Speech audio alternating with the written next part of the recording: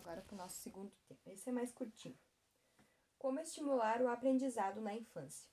A aprendizagem é um processo pelo qual o ser humano adquire conhecimentos, habilidade, comportamentos e valores.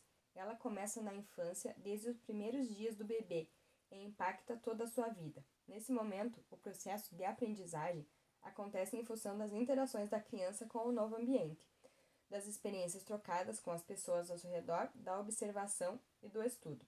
Pais e educadores trabalham constantemente no ensino e educação das crianças, mas um fato evidente é que nem tudo que é ensinado é realmente aprendido.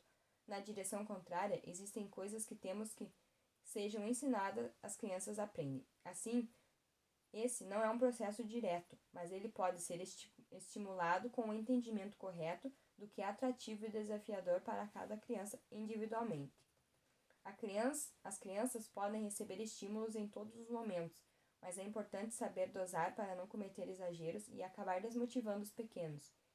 O mais seguro no começo da vida é o estímulo lúdico, pois ele garante maior motivação e enriquece o processo de aprendizagem.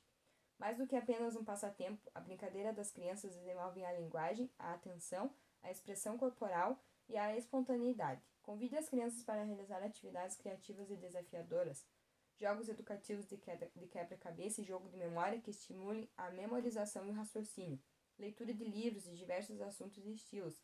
Que hábito estimula a fala e a escrita? Atividades músicas e dramatizações que irão estimular a imaginação.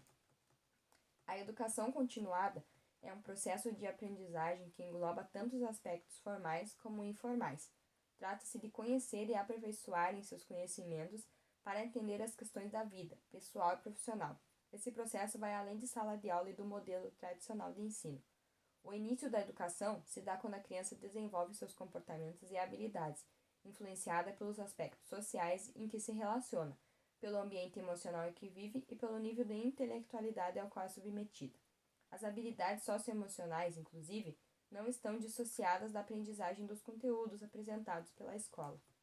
A observação, a exploração e as experiências vividas pela criança são a base para construir o conhecimento, interpretar e criar soluções ao longo da vida, fortalecer o desenvolvimento intelectual das crianças.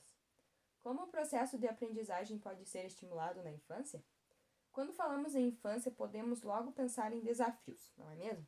Mas por quê? Pois é durante esse período que as crianças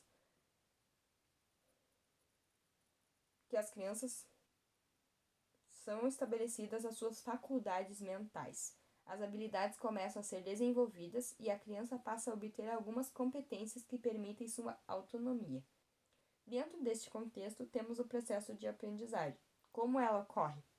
Podemos falar que o processo de aprendizagem acontece por meio da aquisição de conhecimentos oriundos dos estudos, da experiência adquirida e do ensino. Vale lembrar que essa construção deve ser realizada de maneira que acompanhe as diferentes fases da infância, obedecendo à percepção dos pequenos de acordo com o desenvolvimento de cada um deles. E o papel do professor? Os educadores exercem uma função extremamente importante.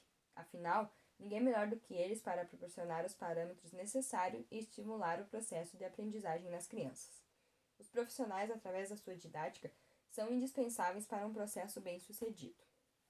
Isso significa que os professores têm o papel de estabelecer as situações que possibilitarão o aprendizado do estudante, através de atividades que despertem a atenção e o interesse de todos os pequenos em uma sala de aula.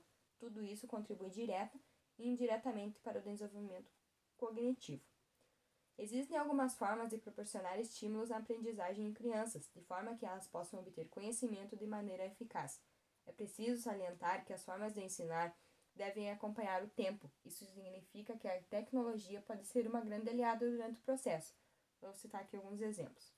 O uso de aplicativos, por exemplo, tem sido uma grande aposta para dinamizar o desenvolvimento cognitivo. Por meio de interfaces bem atrativas e conteúdos lúdicos, as crianças podem obter conhecimento de maneira leve e divertida. A alfabetização é um dos grandes progressos que tal tecnologia tem propiciado. Esses programas são responsáveis por trabalhar algumas competências importantes nas crianças, como também a leitura. A escrita pode também ser estimulada por meio de alguns aplicativos, mas é inegável a importância que o papel do lápis exerce sobre o desenvolvimento da psicomotricidade dos pequenos. Portanto, antes de apresentar a eles os famosos tablets, não hesitem em estimulá-los pela maneira tradicional. Uso de quebra-cabeças de palavras é muito importante durante o processo de ensino-aprendizagem para mostrar às crianças a construção dos vocábulos. Por meio de atividades, elas aprendem brincando. Outra opção, jogo da memória, estimular o raciocínio e ajudar o aluno a aprender novas palavras, contribuindo para o aumento do vocabulário dos pequenos. Relembrando que trabalhar com rimas também é uma excelente pedida para crianças. Além disso, você pode brincar com palavras panela e canela, pão e coração, iogurte e mamute, casinha e cozinha, entre uma infinidade de vocábulos. Quando mostramos isso a elas, as crianças começam a perceber o mesmo som. Notem como isso é importante na alfabetização. Vale relembrar também uma dica que já demos. Trabalhar com aliteração, uma ótima maneira de desenvolver o processo de aprendizagem. Funciona da seguinte forma. Pergunta à criança o que começa com A. Abacaxi, né? B, boneca, beliche. C, coração, cachorro. Camelo, por aí vai. Eu tinha passado isso já no outro vídeo, gente. O trabalho com a consciência fonológica é essencial para estimular as pré-habilidades da leitura e da escrita. Isso se mostra excelente para que, por pouco tempo depois, a criança consolide sua alfabetização. Um dos pilares do processo de aprendizagem é o desenvolvimento infantil e o adolescente. Compreender seus diferentes estágios é o que garante estímulos certeiros e positivos. Isso porque você identifica quais são as melhores atividades para incentivar o conhecimento do filho e com isso garante um interesse muito maior, tanto no aluno quanto no filho. Por exemplo, não é indicado realizar brincadeiras com adolescentes de 16, para falar sobre valores e princípios, tendo em vista que esse conhecimento já foi introduzido. No entanto, o jogo brincar são técnicas importantes no estágio pré-operatório, que a criança tem entre 2 e 7 anos. Afinal, essa etapa de vida, o filho ou o aluno aprende muito mais por meio da ludicidade. Para facilitar a compreensão, separei aqui alguns estágios de desenvolvimento. Estágio sensório-motor, 0 a 2 anos. Primeiro contato da criança com o mundo, isto é, com as cores, os sons, os cheiros e as sensações experimentais. É o momento em que tudo é novo e por isso a aprendizagem está diretamente relacionada às imitações. Além disso, como o próprio nome aponta, esse período apresenta um grande desenvolvimento motor, estimulando naturalmente a criança a controlar seus movimentos, diminuindo os reflexos e aumentando a consciência corporal. Tudo isso pode e deve ser estimulado. Para potencializar os aprendizados, uma excelente forma para tal é apresentar diferentes cores, texturas, sons e cheiros para o bebê, desenvolvendo cada vez mais o contato com o mundo real e facilitando a compreensão sensorial dos diferentes aspectos do mundo. Estágio pré-operatório, dos 2 aos 7 anos. Depois de ter esse contato inicial com o universo sinestésico, as crianças entram no estágio pré-operatório, em que o foco do desenvolvimento se torna de fato a aprendizagem.